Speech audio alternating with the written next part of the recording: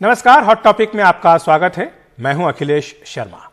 प्रधानमंत्री नरेंद्र मोदी ने आज राष्ट्रपति के अभिभाषण पर चर्चा का जवाब देते हुए लोकसभा में कृषि कानूनों को लेकर विपक्ष पर जमकर पलटवार किया है। पीएम मोदी ने आज कई बिंदुओं को लेकर विपक्ष पर निशाना साधा। उन्होंने कहा कि भावी चुनौतियों को ध्यान में रखकर ही ये कानून बनाए गए हैं। उन्होंने कहा है कि आंदोलनकारी किसान अफवाहों के शिकार हुए हैं। आज किसानों के सामने ज्यादा विकल्प सरकार की ओर से दिए गए हैं। साथ ही उन्होंने ये भी कहा कि नया कानून किसी के लिए बंधन नहीं बांधता। उन्होंने ये भी कहा कि कोई मंडी बंद नहीं हुई है, एमएसपी पर ज्यादा खरीद हुई है। पीएम बोले, किसान बताएं कौन सा हक उनका छीना गया है इन कानूनों के जरिए। उन्होंने ये भी कहा कि आंदोलनकारी इस तरह के तरीके नहीं अपनाते। विरोध का यह तरीका आंदोलन जीवियों का है।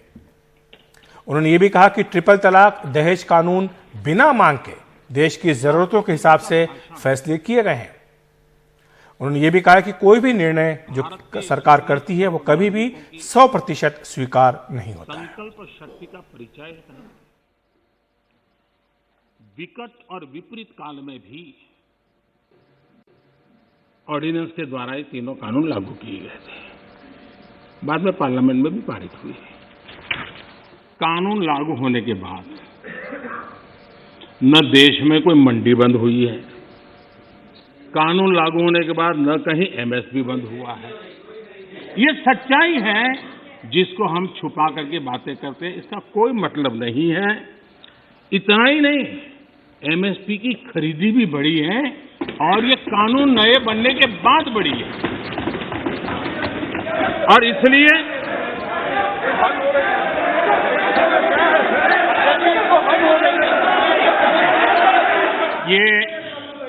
ये हो हल्ला, ये आवाज, ये रुकावटें डालने का प्रयास एक सोची समझी रणनीति के तहत है।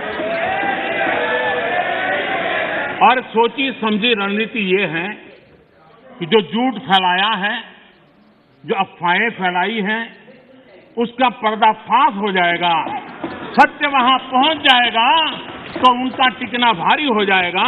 और इसलिए हो हल्ला करते रहो, जैसा बाहर करते हैं वैसा अंदर भी करते रहो, यही खेल चलता रहा है। लेकिन इससे कभी भी आप लोगों का विश्वास नहीं जीत पाओगे, मान के चलो। पीएम मोदी ने राज्यसभा में परजीवी की तर्ज पर आंदोलनजीवी शब्द दिया था, जिसके बाद काफी हंगामा हुआ था। आज एक बार फिर से उन्होंने इसका जिक्र किया, लेकिन आंदोलनकारियों में और आंदोलनजीवियों का जो फर्क है उसको भी बताया। किसान के पवित्र आंदोलन को बर्बाद करने का काम आंदोलनकारी ने नहीं, आंदोलनजीवियों ने किया हुआ है। और इसलिए देश को आंदोलनकारी और आंदोलनजीवियों के बीच फर्क करना बहुत जरूरी है। और देश को इन आंदोलनजीवियों से बचाना वो भी उतना ही जरूरी है। हमें मानते थे कि हिंदुस्तान की बहुत पुरानी पार्टी कांग्रेस पार्टी, जिसने करीब करीब 6 दशक तक इस देश में एक चक्री शासन किया, ये पार्टी का ये हाल हो गया है कि पार्टी का राज्यसभा का तबका एक तरफ चलता है और पार्टी का लोकसभा का तबका दूसरी तरफ चलता है। ऐसी डिवाइडेड पार्टी, ऐसी कंफ्यूज पार्टी न खुद का भला कर सकती है, न देश की समस्याओं के समाधान के लिए कुछ सोच सकती है। इससे बड़ा दुर्भाग्य क्या हो सकता है।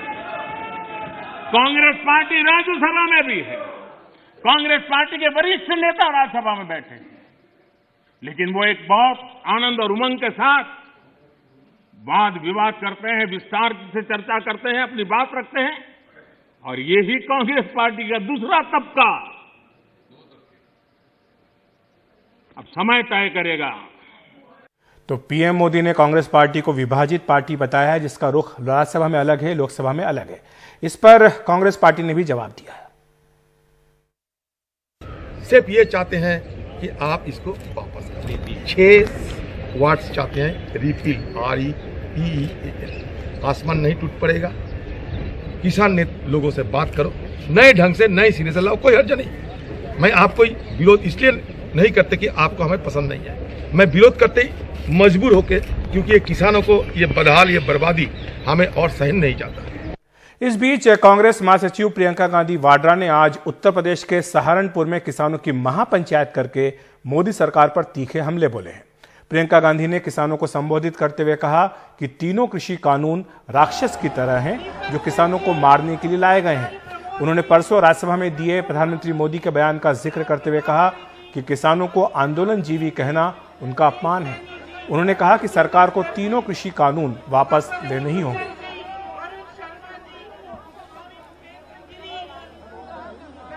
आज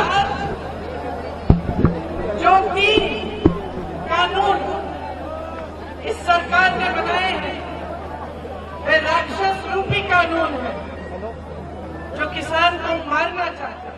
ये जो तीन कानून है, ये तीनों कानून इस तरह से बने गए हैं कि सरकारी मंडियां बंद होंगी, न्यूनतम समर्थन मूल्य बंद होगा, नहीं मिलेगा आपको, और पूरी तरह से जमाखोरी होगी। इसका मतलब है कि किसान की आवाज झुकेगी और बड़े बड़े करोड़पति, बड़े बड़े खरबपतियों की आवाज बुलंद होगी। तो केंद्रीय वित्त राज्य मंत्री अनुराग ठाकुर ने किसान महापंचायत में प्रियंका गांधी वाड्रा के शामिल होने पर सवाल उठाए हैं। एनडीटीवी से बातचीत में अनुराग ठाकुर ने कहा कि ये उन किसान संगठनों को अब सोचना चाहिए जो अब तक कहते आए थे कि राजनीतिक दल उनके आंदोलन से दूर रहे। कांग्रेस महासचिव प्रियंका गांधी वाड्रा आज सहारनपुर में एक किसान महापंचायत में हिस्सा लेने जा रही हैं। अधिक बातचीत करने के लिए हमारे साथ वित्त राज्य मंत्री अनुराग ठाकुर हैं। कांग्रेस पार्टी लगातार ये कह रही है कि जो ये किसान कानून है, कृषि कानून, इनको वापस लिया जाना चाहिए, तब तक ये आंदोलन जारी रहेगा। देखिए, पहली बात तो ये किसान आंदोलन के लिए जो भी मंच बने थे उस पर लगातार हर किसान नेता ने कहा कि हमारे मंच गैर राजनीतिक हैं, राजनीतिक दलों का यहाँ पर स्वागत नहीं है। तो अगर कोई राजनीतिक दल के लोग वहाँ पर जा रहे हैं तो मुझे लगता है इस पर तो उत्तर केवल किसान नेता ही दे पाएंगे, आखिरकार कौन लोग वहाँ पर जा रहे हैं। दूसरी बात, कांग्रेस के नेता देश को भी, किसान को भी और सदन को भी, यानी कि संसद को भी गुमराह कर रहे हैं। कैसे?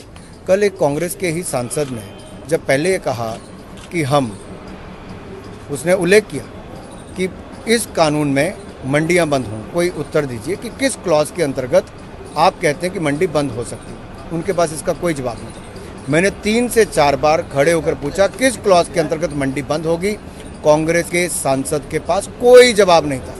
फिर उनके दूसरे सांसद ने कहा कि एमएसपी बंद होगा। मैंने तब भी कहा कि एमएसपी पहले भी था, आज भी है, आगे भी रहेगा, और एमएसपी खरीद भारतीय जनता पार्टी की सरकार में, नरेंद्र मोदी जी की सरकार में कांग्रेस की सरकार के मुकाबले 2.5 गुना से ज़्यादा खरीद हुई है। तो देश के किसान को गुमराह करने पर कुछ राजनीतिक दल लगे हैं जो लगातार चुनाव हारते हैं, अब किसानों के कंधे पर बंदूक चलाना चाहते हैं ताकि वो अपनी राजनीतिक रोटियां सेक सकें। तो आपको लगता है कि राजनीतिकरण किया हो चुका है इस किसान आंदोलन का? देखिए, कुछ दल जिस तरह से सच्चाई बताने के बजाय किसानों को भ्रमित कर रहे हैं, निश्चित तौर पर सच सामने रखने के बजाय वो चाहते हैं, ये विपक्षी दल, कि किसानों की आय ना बढ़े। दूसरी ओर नरेंद्र मोदी चाहते हैं कि अगले 3 साल के अंदर किसानों की आय दुगनी हो। लेकिन एक अंतिम प्रश्न आपसे कि अगर ऐसा है तो फिर सरकार अपनी ओर से संशोधन करने का प्रस्ताव क्यों कर रही है? क्यों कह रही है कि हम 1.5 साल तक इनका अमल रोक देंगे? किसानों से क्या दोबारा बातचीत आपकी होगी? किसानों से हम कभी भी बात कर सकते हैं, और माननीय प्रधानमंत्री जी ने जब कहा कि हम बात करने के लिए तैयार हैं, 11 राउंड हमने पहले बात की, तो किसी न किसी चर्चा में आपको बताना पड़ेगा आखिरकार इस कानून में कमी कहाँ है, किस क्लॉज में आप संशोधन चाहते हो। जब तक आप वो बता नहीं पाओगे कि इस क्लॉज में संशोधन चाहिए, तब तक वो दिक्कत आती है। दूसरी बात मैं कहना चाहता हूँ, समय क्यों दिया? समय इसलिए दिया कि खुले मन के साथ विचार कर रहे हैं। हम किसान भाइयों की आमदन को दुगना करना चाहते हैं, प्रतिबद्ध हैं उसके लिए, और लगातार करने का प्रयास करेंगे। हॉट टॉपिक में वक्त है एक ब्रेक का। ब्रेक के बाद बताएंगे गाजीपुर बॉर्डर पर आंदोलन कर रहे किसानों के सामने आई 2 नई चुनौतियां।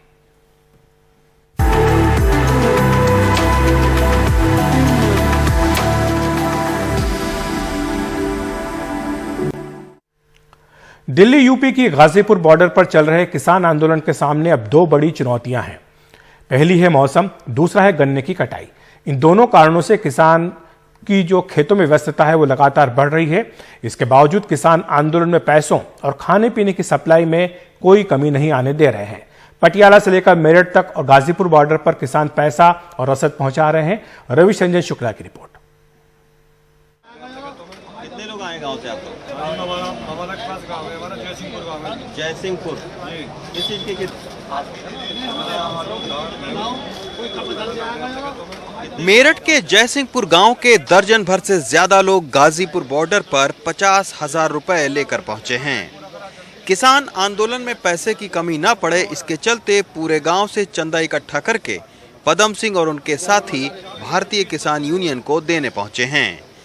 इस तरह दूसरे गांव से भी लोग लगातार चंदा देने के लिए गाजीपुर बॉर्डर पर पहुंच रहे हैं।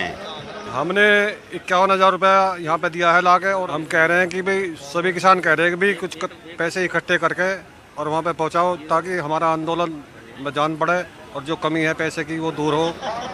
महज चंदा ही नहीं, पंजाब के पटियाला से 10 घंटे ट्रैक्टर चलाकर गुरु कीरत सिंह आटा और लकड़ी लेकर गाजीपुर बॉर्डर पहुंचे हैं। पूरे गांव से करीब 30 कुंटल आटा लेकर गाजीपुर बॉर्डर पर किसानों को बांट रहे हैं। वो बताते हैं कि आंदोलन कमजोर न पड़े, इसके लिए हर घर से आटा जमा कर रहे हैं। हम तो गाँव से इकट्ठा करते हैं जी, गाँव से लेके आते हैं। हमारा गाँव भटमाजरा है। अच्छा। हाँ, ये वहाँ से इकट्ठा किया है हमारी नौजवान सभा ने। हाँ। तो हम इकट्ठा करके पहले कितना आटा इकट्ठा किया? 20-25 क्विंटल आटा है, बाकी एक ट्राली पूरी लकड़ी की भरी हुई है। लेकिन राकेश टिकैत को भी इस बात का एहसास है कि आने वाले दिनों में पश्चिमी उत्तर प्रदेश के किसान गन्ने की कटाई और बुआई के लिए खेतों की ओर लौटेंगे।